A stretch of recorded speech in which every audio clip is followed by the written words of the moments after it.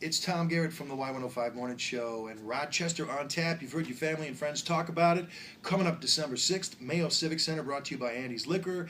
And today we're going to interview one of the great Minnesota craft beers that will be featured at Rochester on Tap. And today we welcome Dustin Brau. Hey, thanks for having me, It's Tom. good to see. That's your real last name? Yep. We get asked that all the time, but yes, that's our real last name. It's Brau Brothers Brewing Company out of Marshall, Minnesota. A little 3 on the logo there. You can see that's for you and your brothers Brady and Trevor. That's exactly right. One of them a little older, one a little younger. I'm the middle.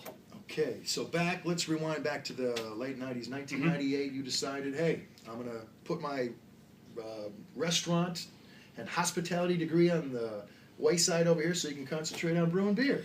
Well, you know, in '99, we actually started brewing out of a little restaurant on the corner of Main Street in Lucan, and we operated as a brew pub because back then you could either be a brew pub or a distributing brewery. You couldn't be both. The laws were a little bit different back then. Sure. So back then it was just craft beer was starting to come up a little bit. It was starting to become kind of popular, and we thought that would be kind of a neat way to get people to make that drive to Lucan from kind of the surrounding communities, Marshall, Redwood Falls, Tracy. Yeah, this is from Minnesota's great Southwest, mind you. So I've had a chance to actually stop by the Brau Brothers Brewing Company, and what's really cool about it in Marshall, well, number one, you've got that cool old Lucan fire truck right up there.